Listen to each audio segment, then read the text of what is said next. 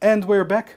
I hope you took some time to take some coffee or take the can of energy drink that was sent to you in the care package. Or maybe you needed to go to have a bio break. But anyway, I hope you're enjoying the day so far. I think we've seen until now very good presentations. I hope it gave you a lot of insight, a lot of ideas on how you can change the skilling or start skilling in your organization and change the culture maybe also. Up next is Stephanie. Stephanie Straub is Training Program Manager for the Netherlands, and she's responsible for the skilling plans of the customers in the Netherlands. I work together with Stephanie a lot because the skilling plans that are presented to the customers, we help each other in creating those together with the customer. So I'm very happy that she's here now to talk about how this process is, how we helped customers in the previous year, but also how we continue helping customers in the next year.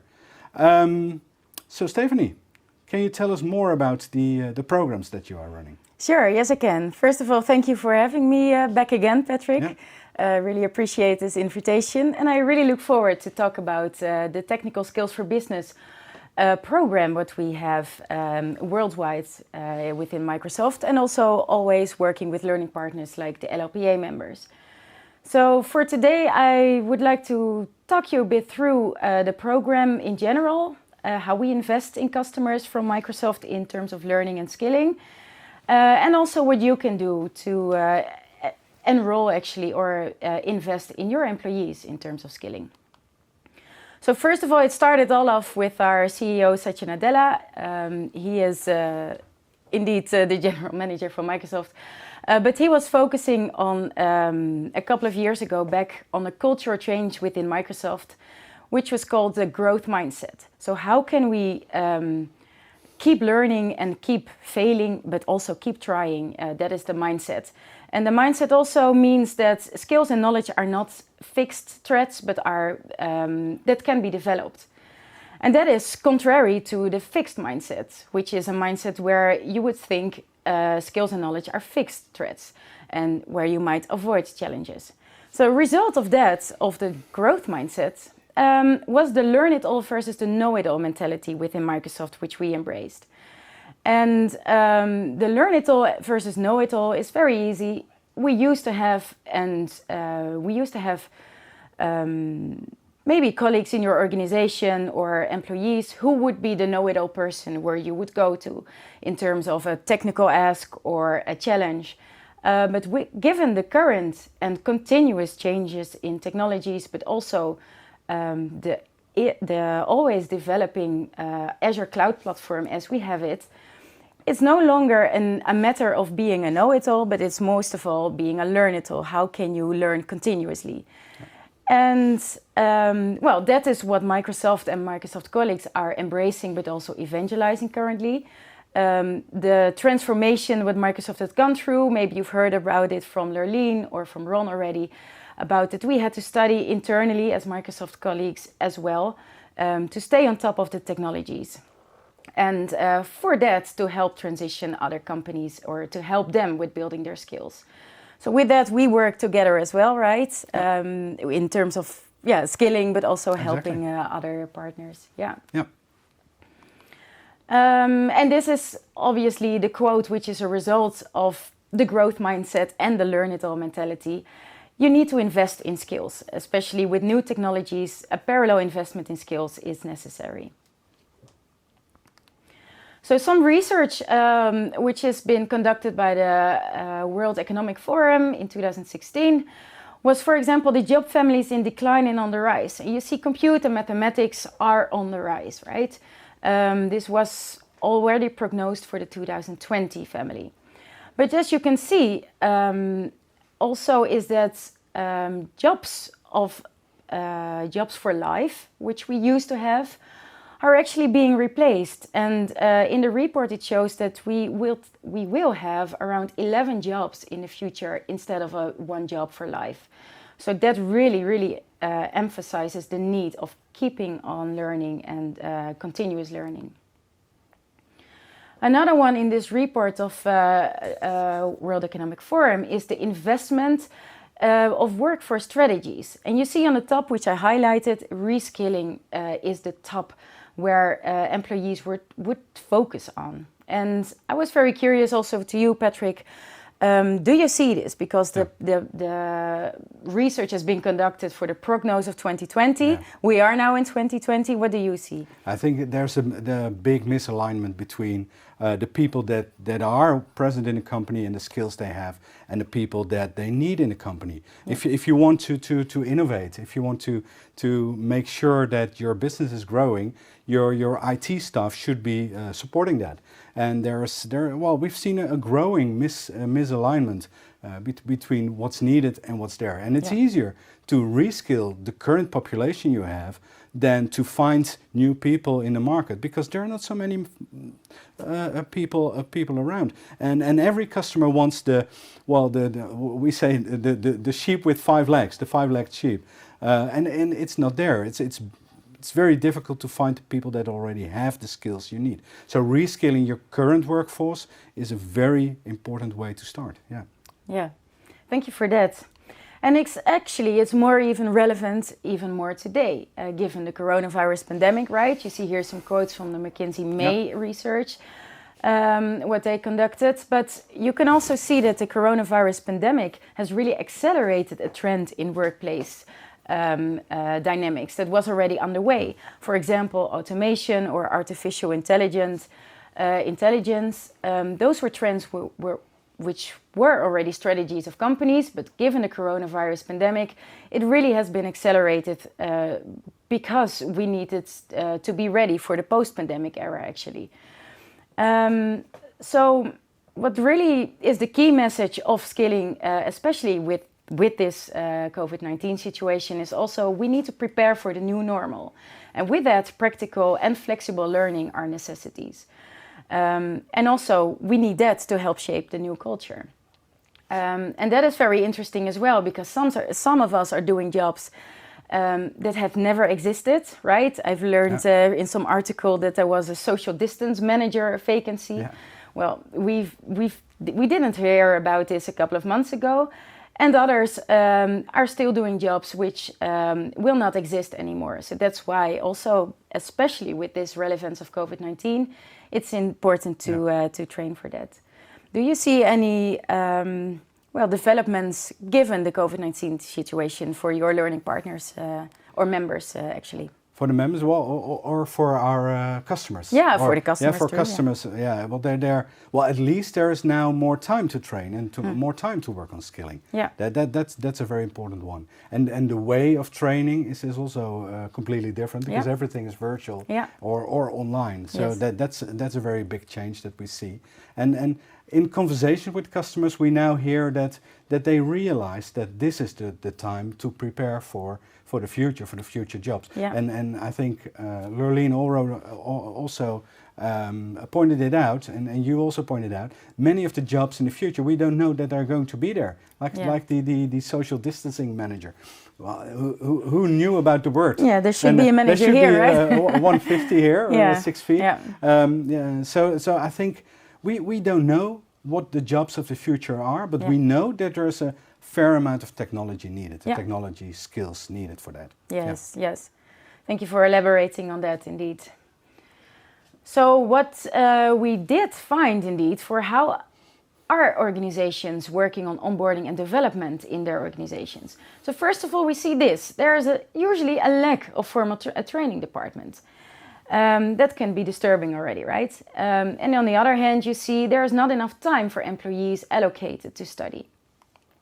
So here you see some other metrics, but you do see on the right side that usually there is a strategy for technical developments, and also that self-study is a new way of learning that companies are embracing. But then it's interesting, like when these are the findings, what can companies do, or what can organizations do, or what can you do with your organization? So first of all, this is the key message: pursue a skilling or a reskilling agenda. So really focus on how can you have your employee or your workforce adaptable to all the new skills which are going to be needed. And second of all, indeed, make sure your employees could receive regular training, either via self-study or otherwise with learning partners or other training possibilities. And the key message is also make sure that you build on the resilience of your learning ecosystem. And well, one way to focus on that is what you see here in the quote, is focus on digital training capabilities and programs, but also what about the ecosystem of learning partners? And learning partners can be just a consultant or the LLPA members or a Microsoft account team who can help you with digital content and be prepared for the new normal, but also for your ecosystem in general to keep it continuously going. And we're more than happy, of course, at Computrain to advise you in that. Like Stephanie said, yeah. we have lots of offerings on that, and we will be talking about that after lunch on how we can support you, how we can support you in that program. Yeah, sure. And that's a good point, because your companies cannot be resilient if your workforce is not. So that is why it's really a necessity to work with learning partners or have this ecosystem around you in terms of learning. So I know that some of my colleagues already mentioned this importance of skilling, but I would like to elaborate a bit on these 3 bullets, like how can you really invest in upskilling or training your teams, but also do you have in mind how you can reward your employees that are investing in training. And the 3rd point is here, prioritize certification. And that's an interesting one, because we both could tell, like a couple of years ago, a lot of people were following a training, but just as a check in the box, actually, maybe doing their email in the meantime. Whereas now we see really a shift on the focus on certificates, where companies, some companies even have a quota for this, like we need thousands of employees being certified in a certain technology. And this really is interesting because it helps the employees internally to move to other projects, but also to be hired in another company and also to attract other employees for your company. Yeah. So I don't know if you see any trends there. Well, being hired by another company, that's sometimes a barrier for companies to certify their people. Yeah, good point. What would be your advice if somebody comes to you and say, Stephanie, it's nice you want our people to be certified, but then they're gone in half a year. Yeah. What would be your advice then? Well, first of all, to not be afraid about that, exactly. and that is actually because even research showed that employees are more likely to stay within the company if they have the possibilities to develop internally. So it would even, promote actually how can you say it? It would even engage your employees even more if they have the opportunities to develop themselves with the resources from the company. So they're more likely to stay actually. And if they want to go, they go anyway, yeah, right? Exactly. Even without certification. Exactly, yeah. Then about the Enterprise Skills Initiative, because how is Microsoft investing in that, right? Building a learning culture is one thing for yourself, but how is Microsoft helping you with that? So we have our worldwide program, Enterprise Skills Initiative, or Technical Skills for Business, as is it called today. And this is all about building skills to drive digital transformation within your company. So Microsoft is heavily investing in that. We work very closely together with learning partners like the LLPA members. And you see here on the 2nd bullet that we are focusing on a digital-first training experience. So whereas last year we still had some in-person training, or we actually did a lot of in-person training, but given the coronavirus pandemic, we needed to convert everything to virtual. So sometimes this was really ad hoc and last minute.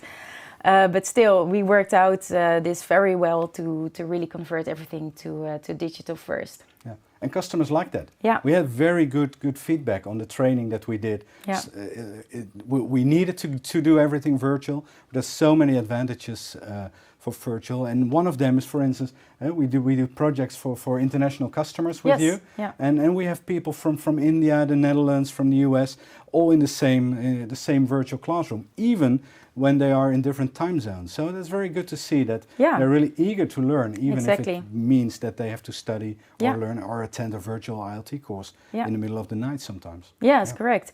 And it indeed shows the enthusiasm of the learners, or actually their own internal motivation to study, because from all different time zones they just work together and join the training. Yeah. So it has been made possible by the company, obviously, to engage with Microsoft and learning partners. And that is where we can help as well. So you see on the last point as well, certification and training to help it being more convenient and also effective and affordable. So our program consists of around, first of all, you see here on the left, the approach in phases.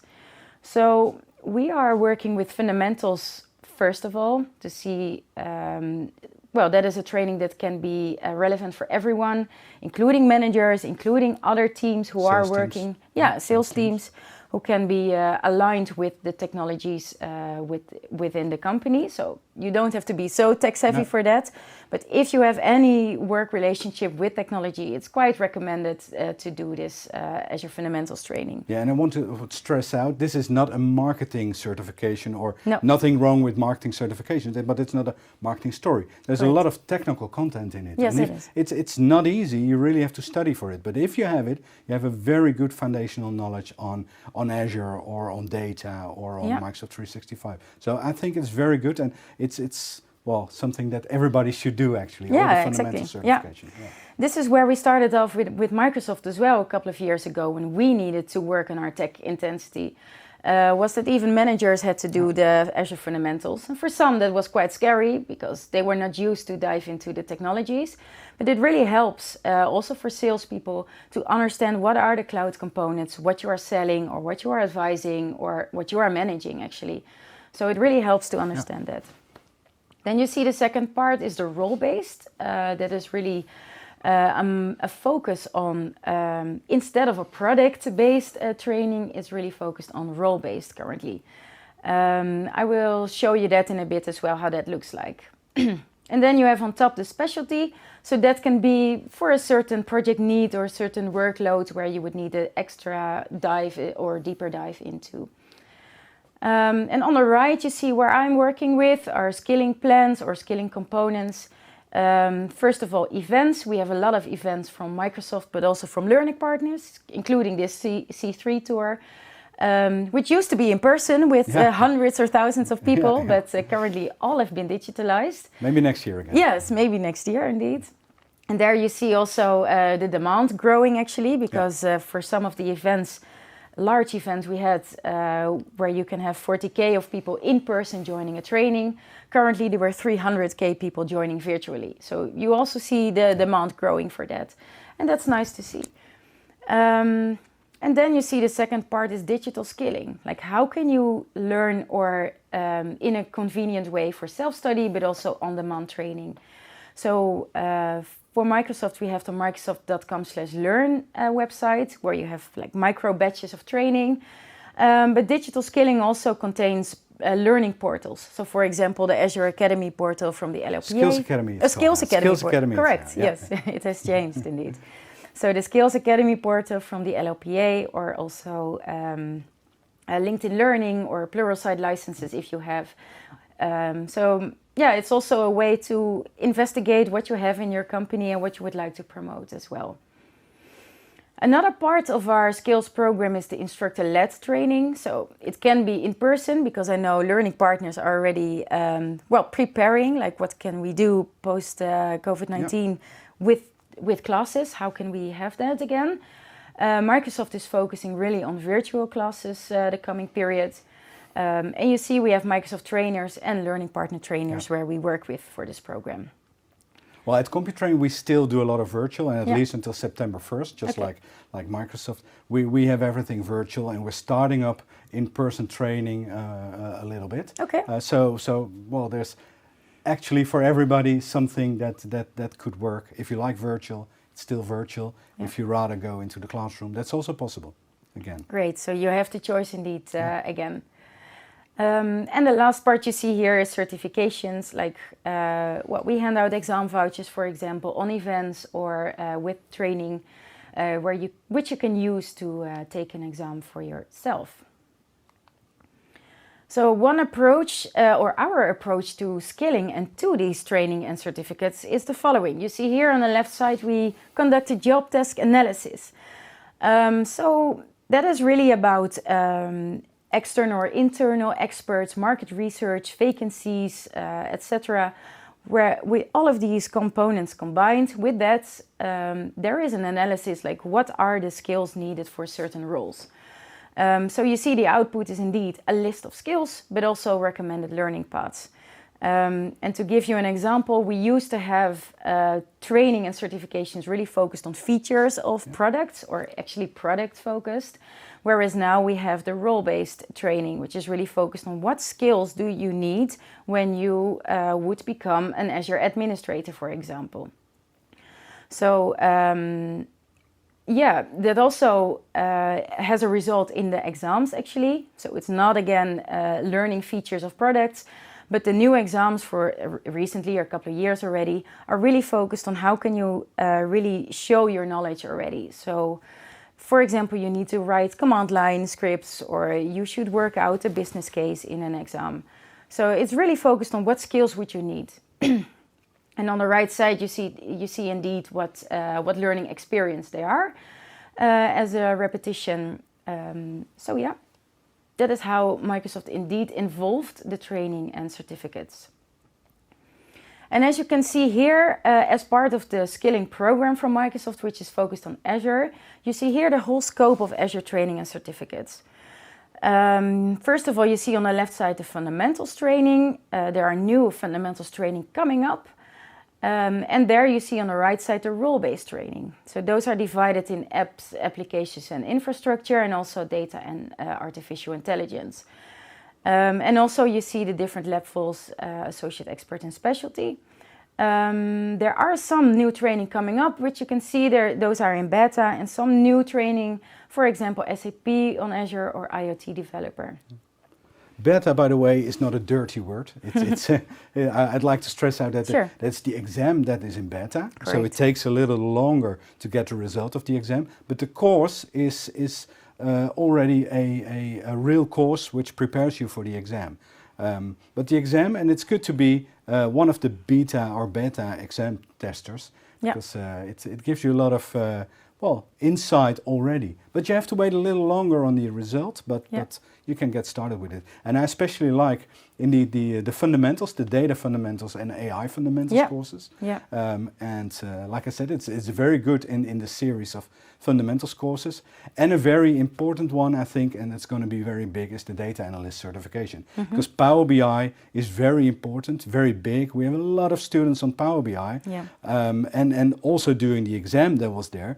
But that's the product-based version of it. And now the role-based version of Power BI, that's I think that's a very good course, and really looking forward to have all of you in our classrooms, virtual classrooms, to start with it, or maybe do it on demand with our on-demand offering. But I think that certification is going to be very big. Data analyst. I think so too. And there you really point out very clearly that was the transition indeed from a Power BI product to how to be a data analyst working with Power BI, for example. Is there anything else here? At least you see here the overview of everything. And one point I want to make about the beta exams is also that all your feedback from taking those exams will be incorporated in the actual exams when they come out of beta, so become general available. So it really helps also shaping the exam if you take a beta exam. From Azure, we also have obviously the other two clouds, Modern Workplace and Business Applications. So obviously Microsoft is investing in that a lot as well. You see here the whole view and the scope of it. You see way more administrators in the modern workplace coming. And I think that is really very relevant as well, given the COVID-19 situations, that a lot of companies have invested in Microsoft Teams, for example, because they would need to work virtually all of a sudden. So with that comes how to administrate Microsoft Teams, but also how to have it secure. So those certificates or trainings are very important and relevant today as well. And also interesting is what you see in a business application side, right, is the Power Platform, which include Power BI as a product, but also the Power Apps, for example. So this is the whole 3 cloud overview in terms of skilling, what Microsoft can offer. It's not incorporated yet in our skilling program, but yet Microsoft and learning partners do offer all of these trainings. Yep. Yes. One example I would like to share is a learning path, and this one I chose to have the Azure Fundamentals. You see where you can begin, and what the end result is, that is a certificate of being certified in Azure Fundamentals. You would need to take the AZ900 exam for it, and you see the skills required for that are listed here. Below on the slide you see some links, because Microsoft Learn always has the learning paths for all trainings that we have currently available. So with that, if, for example, Azure Fundamentals, you can take a approximately 10-hour course with self-studying for you to take the exam, or just work with other portals or with learning partners or training if you would like to have some extra insights in it. So this is for your awareness that we have those training paths available for you. Quickly, some digital scaling overviews. You saw it already. Microsoft Learn is one of the websites. We have our documentation websites and hands-on labs, which is very interesting because there you can really work on your hands-on experience. The other parts are events. Well, I mentioned it already before. We had some Microsoft training days on the office, and which are virtually now. But also open hacks, for example, where you really work with groups on certain topics like DevOps or digital warehousing, where you work on a case actually. So this is also very interesting to have a look at. And the last part is the learning partners. As you see, Microsoft Learning Partners are always certified trainers, right? Yep, they always have certified trainers, and they always work with official Microsoft content. So in that sense, have a look at that website, Learning Partners, or have a look at the LLPA website to see what kind of learning partners are there in your area who can help you out with training or with exam preparations. Yeah. Well, most of the people here are from the Netherlands, so it's obvious that Computrain is the LLPA member in the Netherlands. So reach out to us if you need anything. Sure. Yeah. So to summarize, the importance of skilling, as we know it, obviously, is first of all building this learning culture. And the 3 points I would like to highlight is, first of all, think about reskilling or your reskilling agenda for training your teams. The second one is indeed, what is the ecosystem of learning partners? Please embrace that or work with learning partners for digital content. It's better to work with official content indeed, or with learning partners or other partners who are already developing content for you, instead of reinventing the wheel and trying to keep the pace up with the evolving technology. And the last part is very interesting and also necessary. Build on the resiliency of your learning culture. How can you keep it continuous there? So how to get started? First of all, you can have a look at our Microsoft certifications websites to identify for yourself what learning paths are there. If you just would search a training, you would always see skilling outlines, but also all the Microsoft Learn components. So how you can study with self-studying already. Second of all, have a look at Microsoft Learn. A lot of micro-training there where you can find. And third of all, for training, work with your accounting for Microsoft to engage in some of our training programs or possibilities. And also with learning partners, right? So all of the LLPA members are already there for you to help. Yeah. So with that, would really like to thank for this opportunity, and thank you for your time for having a look at what how Microsoft is investing in technical skills. Well, thank you very much. I think it's a good overview of what programs are there for customers, and I think I know we're gonna build on top of that with the next presentation. So after lunch, where we start again at 1:50. So 1:50 p.m.